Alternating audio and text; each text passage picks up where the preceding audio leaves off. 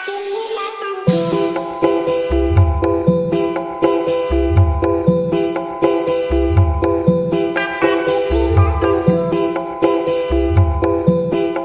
semua, selamat malam. Perkenalkan, nama saya Adriel Ruben Matthew. Saya dari SKI 2 kelas 01. Kali ini saya akan membahas mengenai kebutuhan energi dan potensi energi di Indonesia.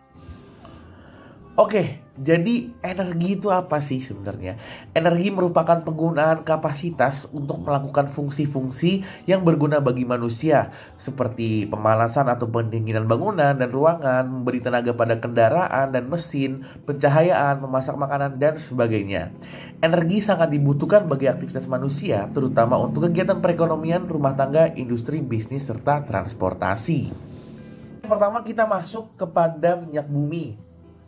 Jadi di sini di gambar yang ada di layar itu terdapat ilustrasi alur kebutuhan minyak bumi mulai dari energi primer hingga sektor penggunanya. Oke, bisa dilihat pada gambar perkembangan ketergantungan impor minyak bumi sesuai dengan Outlook Energi tahun 2019, di mana produksi minyak bumi selama 10 tahun terakhir menurun dari 346 juta barrel pada tahun 2009 menjadi sekitar 283 juta barrel pada tahun 2018.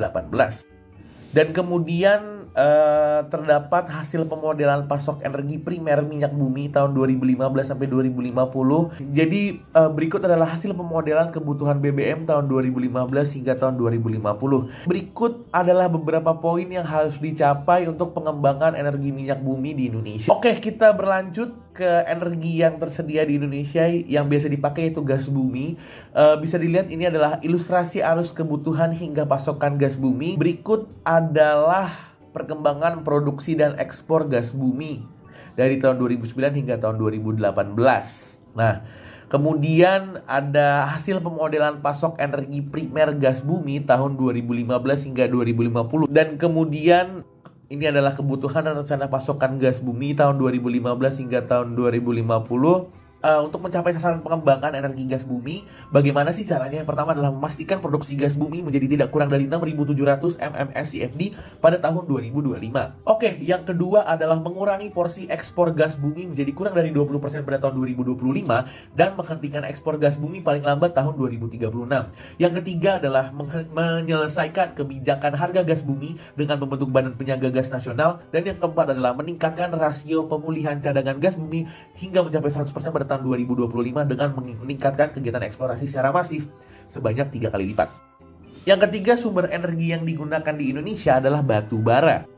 Pasokan energi primer batu bara dari tahun proyeksi untuk tahun 2025 dan 2050-nya, dan kemudian berikut adalah hasil pemodelan kebutuhan dan produksi batu bara domestik dan ekspor.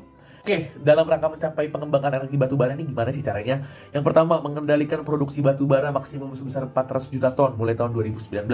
Dan kemudian adalah mengurangi porsi ekspor batu bara secara bertahap dan menghentikannya di tahun 2046. Kemudian adalah menerapkan moratorium pemberian izin usaha pertambangan dan izin usaha pertambangan khusus batu bara di hutan alam primer dan lahan gambut yang berada di luar hutan-hutan yang ada di Indonesia. Oke, selanjutnya saya akan membahas mengenai potensi energi yang ada di Indonesia, yaitu energi baru dan terbarukan. Menurut definisi dari International Energy Agency atau IEA, energi baru dan terbarukan adalah energi yang berasal dari proses alam yang diisi ulang secara terus-menerus dan secara berkelanjutan, dapat terus diproduksi tanpa harus menunggu waktu jutaan tahun layaknya energi berbasis fosil. Beberapa jenis energi terbarukan, yang pertama adalah energi surya, dan kemudian ada energi air, dan kemudian adalah angin, dan ada energi arus dan gelombang laut atau tidal and wave, dan kemudian adalah panas laut atau ocean thermal, dan kemudian ada geothermal. Berikut adalah hasil pemodelan indikasi rencana penyediaan kapasitas pembangkit listrik EBT tahun 2025 hingga 2050. Dan kemudian hal yang harus dilakukan untuk mencapai sasaran pengembangan energi EBT. Oke, jadi kesimpulan yang bisa kita dapat dari materi ini adalah Indonesia memiliki banyak sekali potensi energi dari setiap sumbernya, baik dari energi fosil maupun energi baru dan terbarukan. Namun, seiring dengan bertumbuhnya kebutuhan energi di Indonesia, kita tidak bisa selamanya mengandalkan energi fosil, karena energi fosil bisa habis dan butuh waktu yang sangat lama untuk mengembalikannya. Kita harus mulai beralih ke pengembangan energi baru dan terbarukan untuk menjaga kestabilan pemenuhan energi di Indonesia. Sekian dari saya. Apabila ada data yang salah atau salah penyebutan, saya meminta maaf. Terima kasih dan selamat malam.